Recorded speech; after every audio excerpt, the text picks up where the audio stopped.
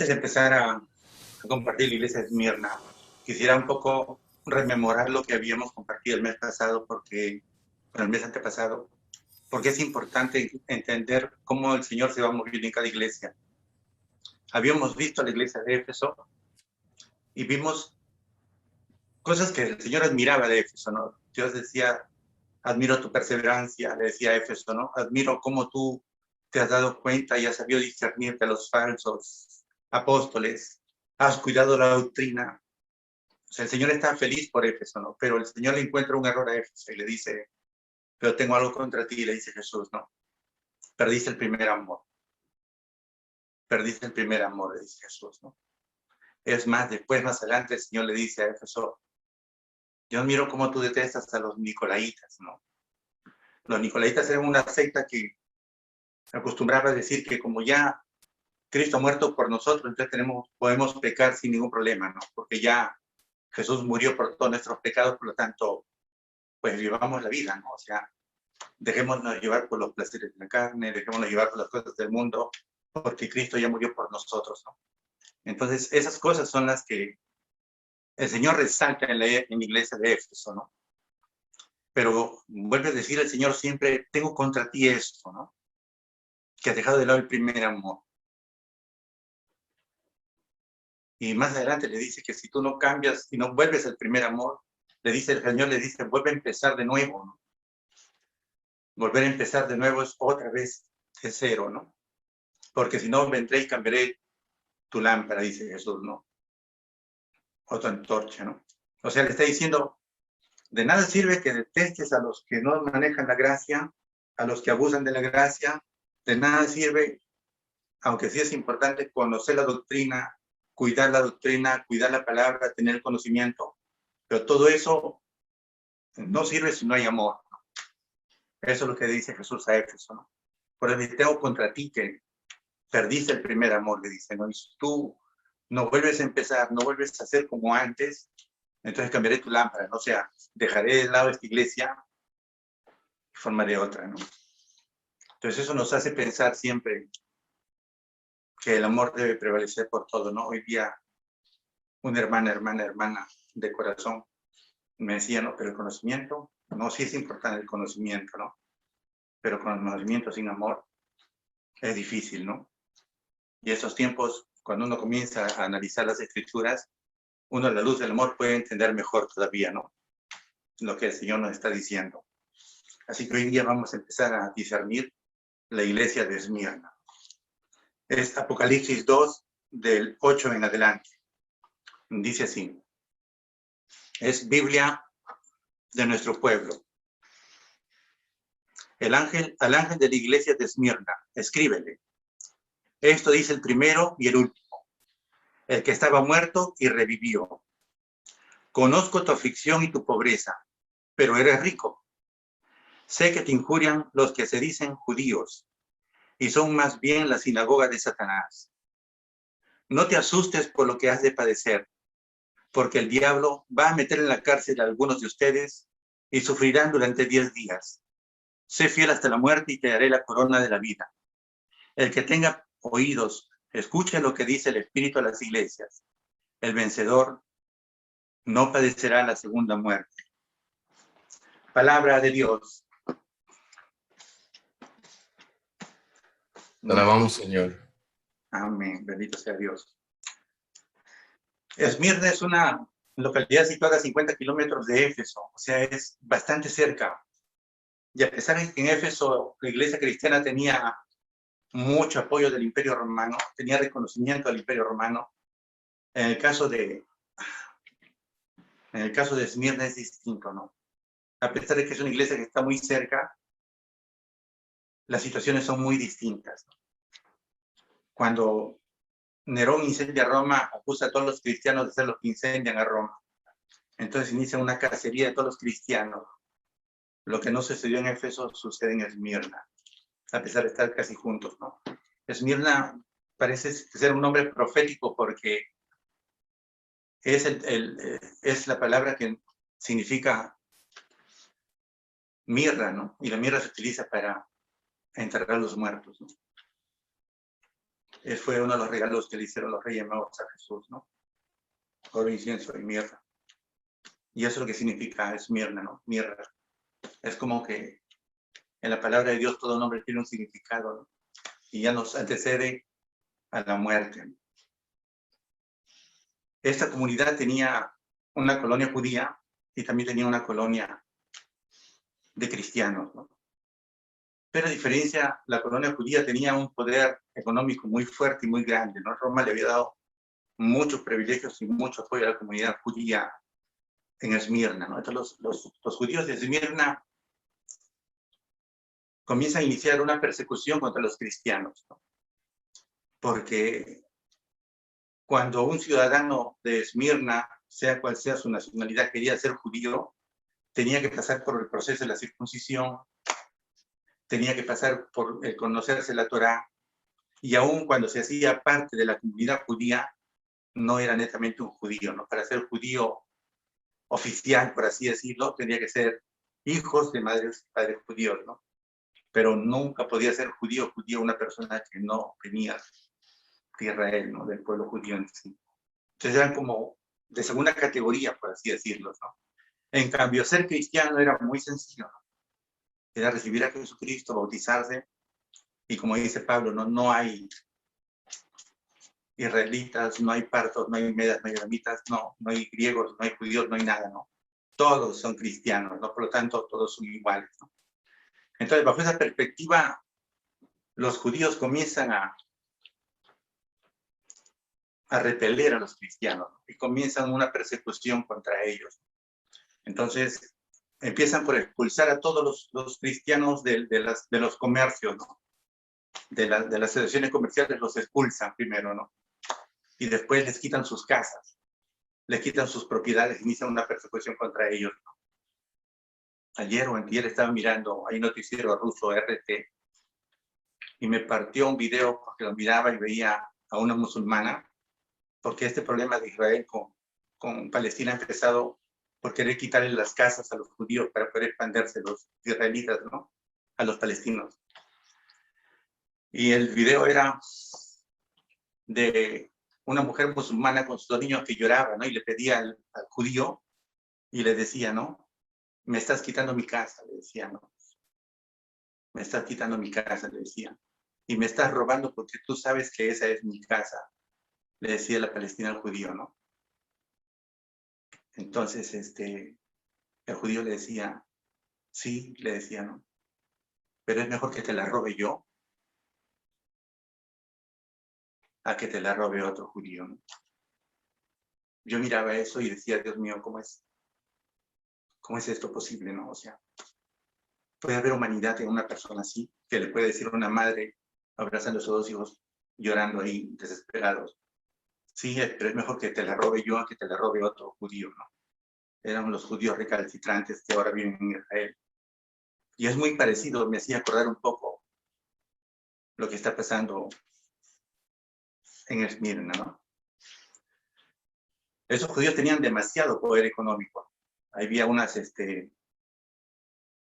donaciones que hacían los judíos para construir templos, por ejemplo, para congraciarse por los romanos. Y veía, o sea, hay documentos históricos que prueban que los judíos habían, por ejemplo, donado 10.000 talentos, ¿no? 10.000 talentos es el trabajo de 10.000 días sin comer, sin beber, sin vestirse, sin nada, ¿no? O sea, 10.000 días de trabajo de 12 horas cada día, ¿no? Y si lo vemos de 8 horas cada día serían 42.000 días de trabajo, ¿no? 42 años que día de trabajo, sin descanso, sin comer, sin vestirse, sin nada, ¿no? O sea, tenían mucho poder económico estos judíos. Y ellos empiezan una persecución contra los cristianos. Entonces, más o menos, ese es el entorno de lo que está sucediendo en Esmirna. Ese es el contexto histórico de Esmirna, ¿no? Entonces, ahora sí vamos a ver lo que nos dice Esmirna en la palabra de Dios, ¿no? Versículo 8. Al ángel de la iglesia de Esmirna escríbele. Esto dice el primero y el último, el que estaba muerto y revivió. A diferencia de Éfeso, Jesús les dice que estaba muerto y revivió. O sea, Jesús se está presentando como el Dios de ayer, de hoy y de siempre, ¿no? Se presenta como aquel que tiene control de la vida y también de la muerte y lo que sucede después de la muerte, ¿no? Aquel que volvió. Jesús le está diciendo, yo soy el que tiene control de todo lo que está sucediendo aquí, ¿no? Yo estoy en medio de tu tribulación, yo estoy en medio de tu angustia, yo estoy en medio de todo lo que estás viviendo, yo sé lo que vives, ¿no? Pero aquí estoy yo. Eso es lo que está diciendo Jesús cuando dice, el que estuvo muerto y revivió, ¿no? Aquel que tiene control por sobre todo. Entonces, es lo que nos está diciendo el Señor cuando habla en este versículo de esta manera, ¿no? Te voy a tomar algunas anotaciones, como me gusta siempre anotar, ¿no? Pero en conclusión lo que está diciendo Jesús es, yo estoy aquí, el que tiene autoridad, el que tiene protección sobre ti, ¿no? Yo soy el que vive en medio de ustedes y tiene control de todo. No te preocupes. Eso es lo que le está diciendo Jesús en este versículo a la iglesia de Esmirna, ¿no? Yo soy el primero y el último, el alfa y el omega, el principio y el fin. Yo soy el que estuvo muerto y el que revivió, ¿no? Eso es lo que nos dice Jesús en el versículo 8. 9 dice, ¿no?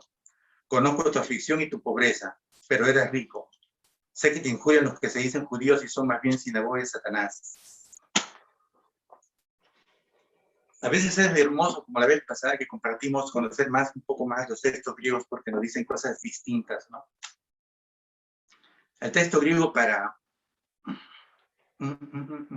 pobreza, hay dos maneras de decir pobreza o pobres en el griego, ¿no? Una es tochos, que quiere decir totalmente pobre e indigente, y otro es pennes, que se deriva la palabra penuria, ¿no?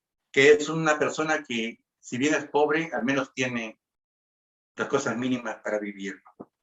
El texto griego usa para pobres aquí la palabra tochos, o sea, es la persona que está muriendo de hambre porque no tiene nada. Ese es el pobre de acá, a quien Jesús está mirando, ¿no? Conozco tu aflicción, le dice, conozco tu pobreza, porque Dios, el Señor sabe que aún estando Él en medio de toda su comunidad, está viendo que su gente no tiene que comer. Muchos están luchando por sobrevivir, ¿no? Esa es la condición de los cristianos en Esmirna, ¿no? Esa es la condición, o sea, no es como muchos de nosotros que nos decimos pobres, pero tenemos casa, tenemos comida, tenemos las cosas básicas, ¿no? Entonces, aquí es distinto. Aquí los cristianos de Esmirna no tienen nada. Han sido despreciados, han sido despojados, les han quitado todo. Y ellos solamente se dedican a dos cosas, ¿no? A ver qué comer al día, qué pueden comer ese día y a reunirse en comunidad. Esa es la realidad de Esmirna, de la comunidad cristiana de Esmirna, ¿no? Eso es lo que sucede con estos hermanos de Esmirna. Por eso el Señor le dice, yo conozco, le dice, no conozco tu aflicción y conozco tu pobreza, porque imagínate, estás con tus hijos ahí, no tienes que comer. ¿Cómo puedes estar tranquilo cuando no sabes si vas a comer tú, menos si van a comer tus hijos, ¿no? Entonces el Señor ve su aflicción, el Señor ve su pobreza, ve su carencia, el Señor ve el día que no tiene que comer, ¿no? Y así viven nuestros hermanos de Esmirna. Difícil, difícil. Y sobre eso todavía tienen que estar los judíos siguiéndolos, acusándolos, calumniándoles, haciéndoles la vida imposible, ¿no?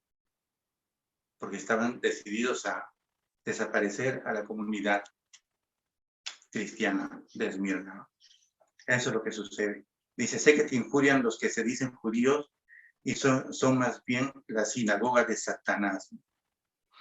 ¿Por qué Jesús les dice la sinagoga de Satanás, no? Porque hay una parte donde Jesús dice, ¿dónde está acá? Injuria, ¿no? Otros textos dicen blasfemia. Pero le dice la sinagoga de Satanás porque la manera en que estos judíos están acusando a los cristianos se parece mucho a la manera en que la bestia blasfema contra Dios, ¿no? Es igualito, es como si más adelante en el Apocalipsis, en el capítulo 15, creo, habla de la bestia que blasfema contra Dios, ¿no? Aquí es igualito, pero no es la bestia, ¿no? Son los judíos. Son los judíos. Por eso el Señor le dice, es la sinagoga de Satanás, porque parece que fuera el mismo Satanás quien está guiando las mentes de estos judíos, ¿no? El mismo Satanás quien está controlando sus vidas para tratar así a los cristianos. Esa es la manera en que vivían los cristianos de Esmirna, distinto a Éfeso, ¿no? Perseguidos, calumniados, maltratados. Más adelante, cuando vamos a ver cuando el obispo Policarpo es ejecutado, los judíos son los primeritos en correr a traer leña, porque van a traer leña para quemarlo vivo, y van a traer leña el sábado, ¿no? O sea, rompen su propia ley contra de ejecutar a los cristianos y de desaparecer a los cristianos, ¿no? En cierta manera parecía que eran peor que los mismos romanos que los perseguían, porque sabían de Dios, conocían las escrituras, pero rompían sus propias leyes con tal de desaparecer a los cristianos. Eso es lo que sucede con el pueblo cristiano de Éfeso, de Esmirna. La sinagoga de Satanás. Y Jesús le dice, no te asustes porque lo que has de padecer, ¿no? Porque el diablo va a meter a la cárcel a algunos de ustedes y sufrirán durante 10 días. Jesús nunca dijo que la vida iba a ser bonita. Es más, ¿sí? El signo del cristiano siempre es la persecución, la calumnia, la dificultad, ¿no? Ese es el signo distintivo del cristiano. San Ignacio de Loyola decía, ¿no? Si has decidido seguir a Cristo, prepárate, ¿no? Porque si el diablo no está viniendo contra ti, quiere decir que está caminando contigo, ¿no? Está caminando contigo.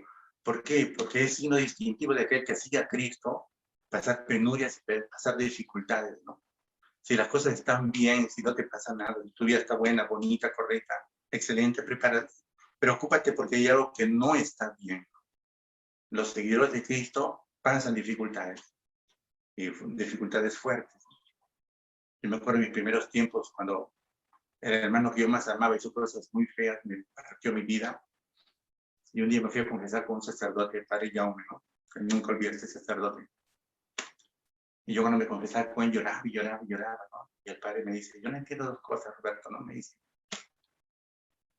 tú no estás entendiendo que quien está decidido a seguir a Cristo tiene que pasar estas cosas, ¿no? Y yo no entiendo por qué tú estás llorando cuando deberías estar feliz de vivir lo que estás viviendo, ¿no? Y, o sea, son solamente las palabras del Padre levantaron mi corazón. Porque el cristiano cuando tiene la decisión de caminar en Cristo, de vivir en Cristo, de edificar la iglesia de Cristo, de preocuparse por el reino de Dios, viene siempre ese problema. Por eso Jesús le decía, Padre, que todos sean uno, ¿no? Porque están en el mundo, pero no pertenecen al mundo. Y nosotros hemos sido llamados en estos tiempos de dificultad, en este tiempo de oscuridad y hasta en este tiempo de persecución, porque ya estamos viviendo aún donde estamos, hacer esa iglesia de Esmirna en estos tiempos. Porque tenemos que ser iglesia de Esmirna. Si miramos ahora estos tiempos, por ejemplo, las iglesias orientales, cómo son perseguidas, cómo son asesinados. Miren a los turcos que fueron, a los sirios que fueron ejecutados, que les pusieron explosivos en la cabeza con tal de hacer que arruinen el de Cristo y nunca renegaron, ¿no? Esos cristianos son los que el Señor les promete la corona de la vida, ¿no? El verdadero cristiano es eso. Yo les mandé por ahí una invitación de Pentecostés para este domingo, ¿no? Y ayer conversaba con el padre y me dice, hijo, me dice, ¿no? Apenas se han enterado que va a ser acá con Pentecostés en mi parroquia, me han llamado. ¿Por qué? ¿Por qué no lo hace usted? ¿Y por qué no nosotros? ¿Y por qué le hace a él? ¿Y qué él es así? Él es así, ¿no? Y yo, Padre, bendito sea Dios, ¿no? Antes me hubiera molestado, ahora me alegro, ¿no? Porque siempre va a ser así. Donde vas, cuando estás en las cosas de Dios, siempre va a ser así. Hemos sido llamados a ser luz en la oscuridad, ¿no? Y muchos están acostumbrados a estar en la oscuridad. Hemos sido llamados a ser piedra de muchos. Y a muchos no les va a gustar, ¿no? Estamos viviendo en tiempos donde el pecado se está viendo como cosa buena y las cosas buenas se están viendo como pecado. Y lo vivimos. Y ahora, en tiempos de dificultad, el Señor necesita que seamos iglesia de Esmirna, que de verdad se atreva a pararse y a decir, ¿sabes qué? Yo estoy aquí, ¿no? Yo soy fiel a Cristo, ¿no? Cuando Policarpo lo iban a ejecutar, el magistrado Cuadrato le decía, Policarpo decía, ¿no? Reniega de Cristo y te dejo vivir, ¿no? Y no te va a pasar nada. Y el obispo Policarpo le decía, pero ¿cómo voy a renegar de mi Señor a quien he servido tantos años y quien me ha hecho tan feliz, ¿no? La paz que viene de Dios te llena de felicidad en medio de la dificultad. Y hemos sido llamados a hacer esa diferencia en estos tiempos de tanta dificultad, ¿no? Una hermana decía ahora que viene el comunismo a mi país, ¿no? Uy, gracias a Dios, ahora va a desaparecer la Iglesia Católica, ¿no? No, le decía, no va a desaparecer, ¿no? Nunca va a desaparecer la Iglesia Católica. Que habrán problemas, sí, que habrán dificultades, sí, ¿no? Pero si Satanás y todo el infierno no pueden 2000 años, menos va a poder ahora, ¿no? Lo vivimos ahora y se ha vivido antes, ¿no? Y siempre vamos a seguir viviendo así, porque es parte del cristianismo vivir siempre en medio de la dificultad. La vida buena la vamos a tener en el paraíso, en la vida eterna con Cristo, ¿no? Por eso es que cuando el Señor dice, yo soy el que estuvo muerto y volvió, el que resucitó, el que tiene control de todo. Entonces tienes que mirar, yo le decía ayer a un hermano, a un amigo que es obispo, no, monseñor en Estados Unidos, ¿no? Le decía, ¿cuál es el problema, no? Si todo lo permite para bien. Porque a veces uno en el camino del ministerio se desespera, ¿no? Y él decía, pero ¿cómo hacer ahora? Mira, hoy nuevo obispo, ¿qué hago? No sé cómo hacer esto, ¿no? ¿Y cuál es el problema? Porque al final, lo que pase va a ser para bien. Mira tu dificultad, que te dice el Señor, mira todo esto, y listo, se acabó el problema, ¿no? Porque el Señor tiene control de todo. No hay nada que el Señor no tenga control, y todo lo que sucede es para tu bien. Hoy día celebra la liturgia a San Cristóbal, uno de los mártires de México, de los cristeros. Y en medio de los cristeros había un niño que le quitaron la piel de la planta de los pies y le hacían caminar así para que niega el Cristo, ¿no? Un niño, creo, 14 años, ¿no?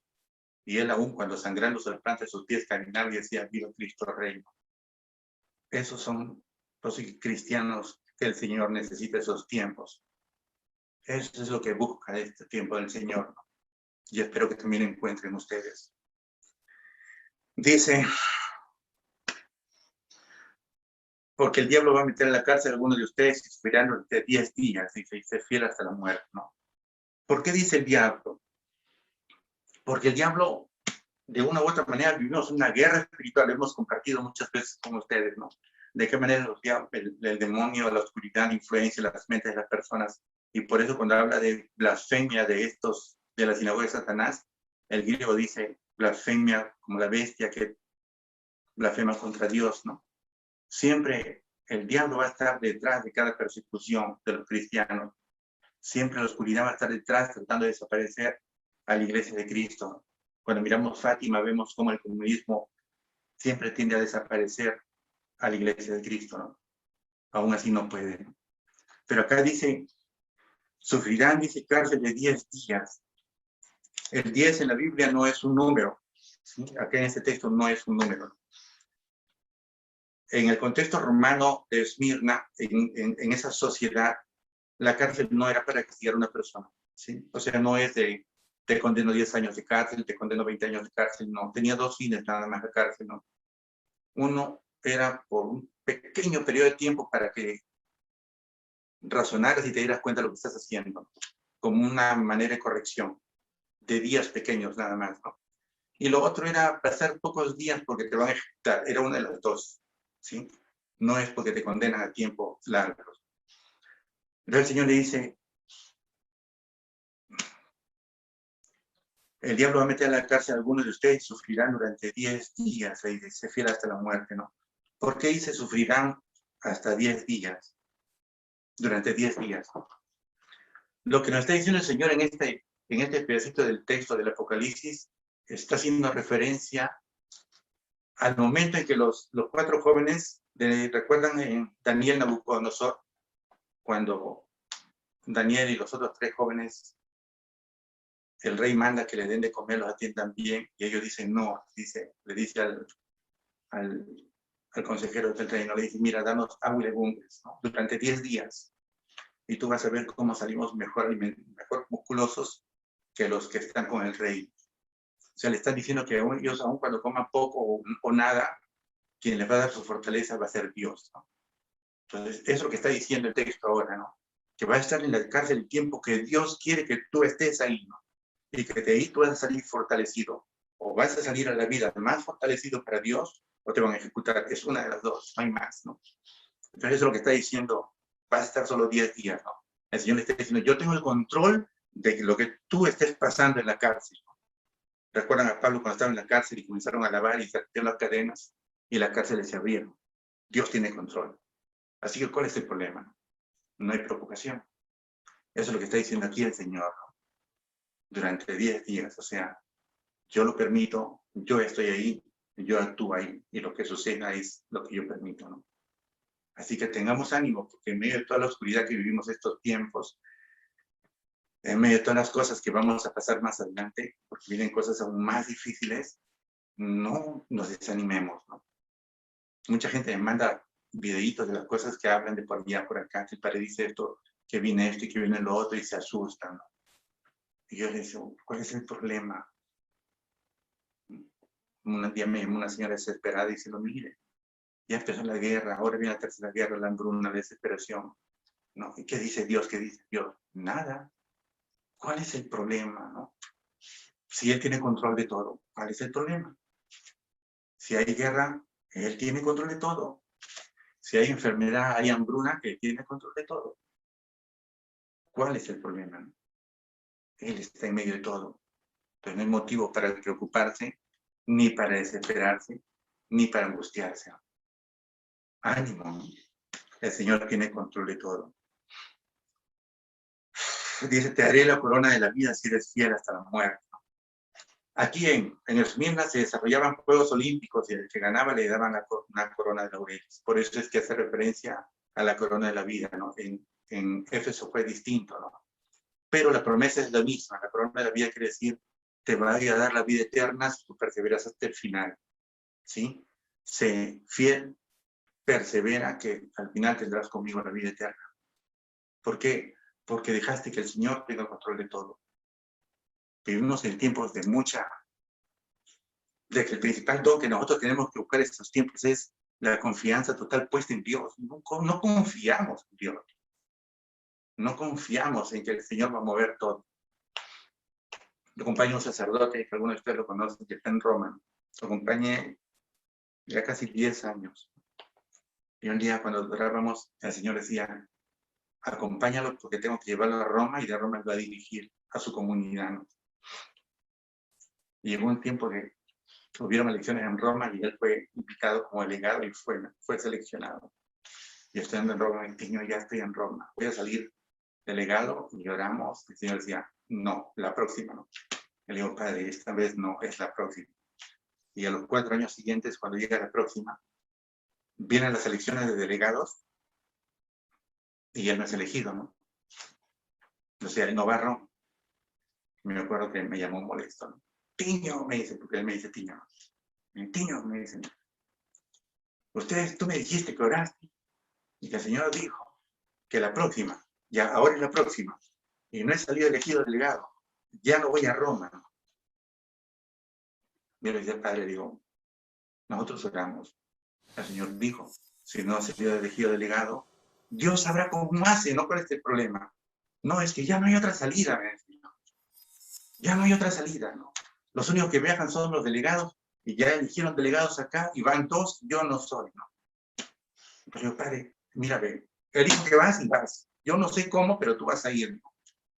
Y me dicen, tú no entiendes que ya no puedo ir porque no soy delegado. Y bla, me cuelga el teléfono. Y a los 3 días suena el teléfono. Mi tío, ¿estás ahí? Padre, le digo, ¿qué hay? Le digo, no, es que sabes que me han mandado una carta que han decidido invitar a una persona, a un sacerdote más, y me han pedido que yo vaya, ¿no? Yo, ya ves, le digo, no, ya ves. Y ahora reclama, le digo, no. Es la confianza en Dios lo que mueve la mano de Dios. ¿Sí? Hay tiempo de dificultad, sí. Van a haber tiempos de más dificultad también. Pero si tú estás inmerso en las manos de Dios, de tu Padre Dios, de aquel que estuvo muerto y que resucitó, ¿cuál es el problema? ¿Cuál es el problema, no? Al final, como dice Pablo, hemos venido de Dios para vivir en Dios, para volver a Dios. ¿Cuál es el problema? Vamos a volver a Dios, ¿no? Eso me hacía acordar un día que el papá de una hermana fallece de la comunidad, ¿no? Y la hermana se pone triste y todo se pésame, ¿no? Y por la tarde del mismo día fallece el papá de un amigo que es sacerdote, otro sacerdote. Y entonces yo como en la mañana ya le dije, pésame, mi hermanita triste, todo cabizbaja, abunda el dolor. En la tarde llamo al sacerdote para darle pésame por su papá, ¿no? Y gracias a Dios que no hablé cuando él me contesta, no hablé. Porque cuando él me contesta me dice, aleluya, gloria a Dios, hermano, mi padre está con el Señor en el cielo, ¿no? Y yo le iba a decir, padre, me sentió pésame, ¿no?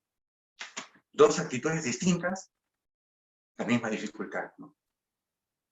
El dolor, la confianza. Distinto, ¿no? Distinto. Entonces, hermanos, ¿vivimos estos tiempos de dificultad? Sí. ¿Vivimos tiempos de oscuridad? Sí. He visto a un presidente, creo que si usted es decir que es católico, pero apoya el aborto. Difícil, ¿no? Sí, vivimos tiempos de mucha dificultad, pero en esos tiempos de dificultad, de oscuridad, de persecución, de calumnias, de tantas cosas que estamos viviendo, son los tiempos donde nosotros tenemos que ser luz, ¿no? Donde tenemos que ser sal de la tierra, luz del mundo, la diferencia. Que te van a señalar, sí, ¿no? Que te van a maltratar, tal vez, que te van a calumniar, tal vez, que te van a matar, sí, tal vez. Pero si estás ahorita escuchando ahí, si estás en este momento vivo, ahí donde estás ahorita, es porque a Dios le pareció bien que tú vivieras este tiempo, ¿sí? No antes, sino no después, ahora. Y te ha puesto ahí donde estás, porque algo tienes que hacer para que el reino de Dios siga adelante. Para eso estás ahí sentado escuchando. Porque tenemos que ser antorchas en este medio, en este mundo. Y tenemos que ser luz en este mundo. Aunque te calumnien, te persigan, te metan a la cárcel, te maten, ¿qué importa, no? Pero Dios te dio vida para estos tiempos, porque para estos tiempos el Señor te necesita. Y finalmente dice, el que tenga oídos, escuche lo que dice el Espíritu a las iglesias. El vencedor no padecerá la segunda muerte, ¿no? La segunda muerte lo explica más adelante el Apocalipsis sobre el lago de fuego, ¿no? Y se refiere a aquellos que niegan totalmente a Dios y que están contra Dios, ¿no? Que van al lago de fuego donde solamente está Satanás y todos sus ángeles caídos, ¿no? Pero lo importante es lo primero. Lo importante es lo primero. Esmirna tuvo dos persecuciones. Dos, ¿no? En la primera persecución fueron ejecutados 1.200 cristianos. En la segunda fueron ejecutados 800. Entre ellos 4 obispos. Y nos ha tocado vivir estos tiempos. Y Dios sabe por qué vivimos estos tiempos. No para que vivas cómodo, no para que vivas bonito, sino para que salgas en este mundo de oscuridad y veas luz. Y seas distinto, seas quien marca la diferencia. Que cuando a ti te miren, vean a Cristo en ti. Vean a Cristo en ti, ¿no?